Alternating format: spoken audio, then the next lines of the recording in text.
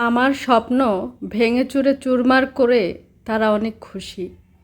জীবনটা অনেক কঠিন হয়ে যাচ্ছে দিন দিন। টাকা পয়সা না থাকলে মানুষ খুবই কষ্টে দিন কাটে। আমি এখন বুঝি স্বামী ছাড়া জীবন কি। স্বামী যদি জুয়া খেলে, মদ খায়, মারে, তারপরে যদি কোনোভাবে বেঁচে থাকা যায়, কি আর বলবো। খাওয়া প্রত্যেকটা মানুষের জরুরি। খাবার না খেলে রাস্তার পাগলও অনেক কষ্ট পায়। রাস্তার পাগলও বুঝে খাবার কী জিনিস। দীর্ঘ 7 দিন 8 দিন ধরে শাক, আলু ভর্তা, ডাল খেয়ে জীবন পার করছি। জীবনটা খুবই কঠিন। আমার ছোট্ট মেয়েটাকে নিয়ে আমি কত কষ্ট করছি।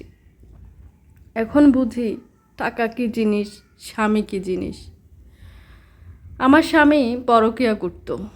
দীর্ঘ 7 বছর সহ্য করতে করতে, মারপিট সহ্য করতে করতে একটা সময় তাকে আমি ছেড়ে দেই।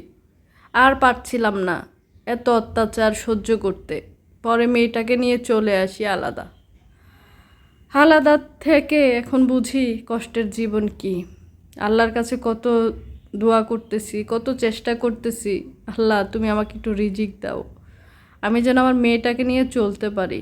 জানি না আল্লাহ আমার কথা কবে শুনবে। যারা আমার ভিডিওটা দেখতেছেন তারা আমার জন্য মন দিয়ে একটু দোয়া করবেন, যেন আল্লাহ আমাকে উত্তম রিজিক দান করে, যেন আমি আমার ছোট্ট মেয়েটাকে নিয়ে চলতে পারি, মেয়েটাকে একটু সুন্দর জীবন দিতে পারি, একটু খেয়ে পরে বেঁচে থাকতে পারি সৎভাবে।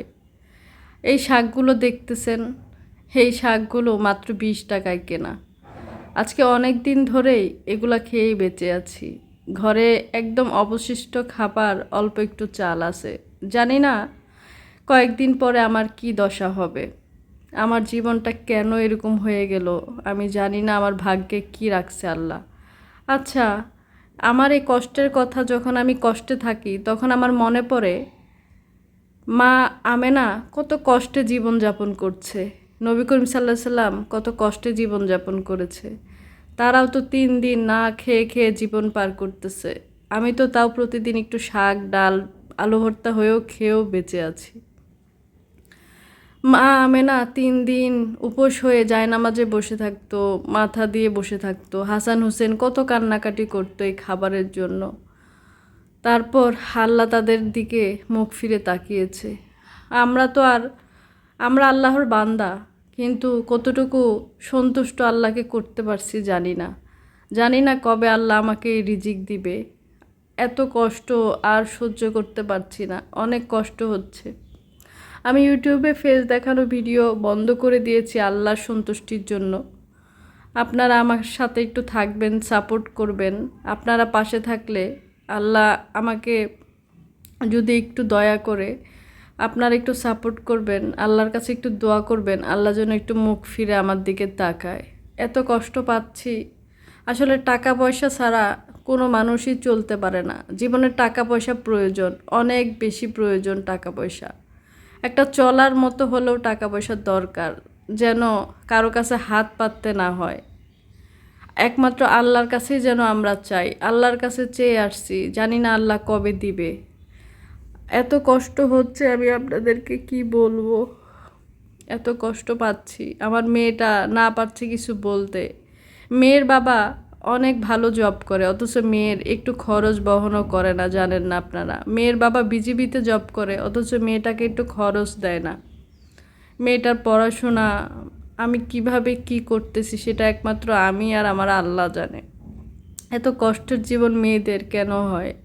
আরশের মালিক, হে মহান রব, আমি কি অন্যায় করেছি যে তুমি আমার দিকে ফিরে তাকাচ্ছ না? একটু দয়া করো। এই আসমান জমিন সব কিছু তো তোমার সৃষ্টি। তুমি চাইলেই সব কিছু সম্ভব।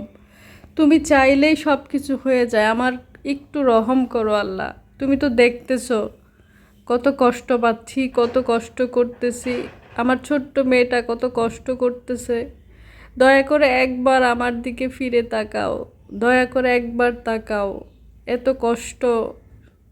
আমি জানি অনেক মানুষের জীবনে কষ্ট আছে, কিন্তু যার যার কষ্ট তো তার তার কাছে না। কারো কষ্ট কেউ বুঝবে না। আল্লাহ এই দুনিয়াটা তো খুবই ক্ষণিকের জন্য তুমি দিয়েছো। জানি না কতদিন এই পৃথিবীতে বাঁচবো আল্লাহ। জীবনের এই 30 বছরে 16 বছরই গেল কষ্টে। আল্লাহ, এর কি শেষ নাই? এর কি শেষ নাই? জানি না আমার মতো কত আপুরা কষ্টে জীবন পার করতেছেন। সেই সব আপুদেরকে বলবো, আপুরা আমার জন্য একটু দোয়া করবেন। আমিও আপনাদের জন্য দোয়া করি। আল্লাহ যেন আমাদেরকে একটু নেক নজরে তাকান। আল্লাহর কাছে কেউ অসৎ পথে কখনো যাবেন না, কারণ আমাদের অন্ধকার কবরে চলে যেতে হবে। সৎ পথে থেকে কোনো রকম যদি কাজ করে হলেও কষ্ট করে জীবন পার করতে পারি, আল্লাহ চাইলে ক্ষণিকের মধ্যেই সব কিছু চেঞ্জ হয়ে যায়। আল্লাহ চাইলে ধনীর গরিব, গরিবকে ধনী করতে পারে।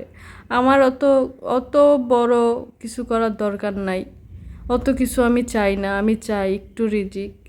আল্লাহ যেন একটু আমাকে চলার মতো তৌফিক দেয়।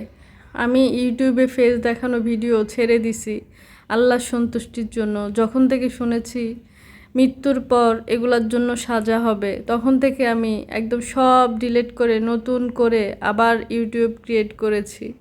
আপনারা যদি একটু পাশে থাকেন, সাপোর্ট করেন, আমি যদি মনিটাইজেশন পাই এখান থেকে, যদি আল্লাহ আমাকে একটু আর্ন করার তৌফিক দেয়, তাহলে আমি আমার মেয়েটাকে নিয়ে একটু চলতে পারবো। আপনারা দয়া করে আমার পাশে থাকবেন, আমাকে একটু সাপোর্ট করবেন, এটাই আমি চাইতে পারি। আপনাদের কাছে তো এটাই আমি রিকোয়েস্ট করতে পারি, আবদার করতে পারি বোন হিসেবে। যে কষ্টে আছে সেই বুঝবে বোনেরা আমার, যে জীবন কতটা কষ্টের।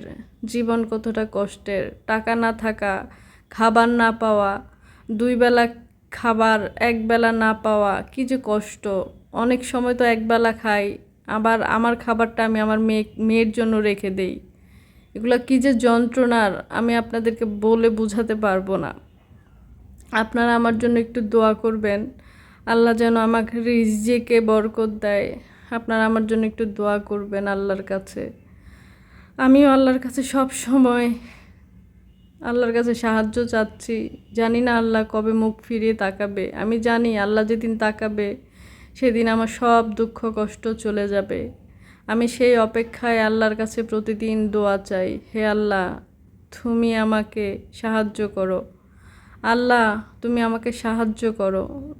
আল্লাহ এই সাহায্য কবে যে এসে আমার দুয়ারে দাঁড়াবে, আমার জীবনে আসবে, আমি সেই অপেক্ষায় আছি। ধৈর্যের ফল নাকি সবসময় মিষ্টি হয়, আমি সেই অপেক্ষায় আছি। হে আল্লাহ, হে মাবুদ, তুমি আমার জীবনটাকে সুন্দর করে দাও, সুন্দর।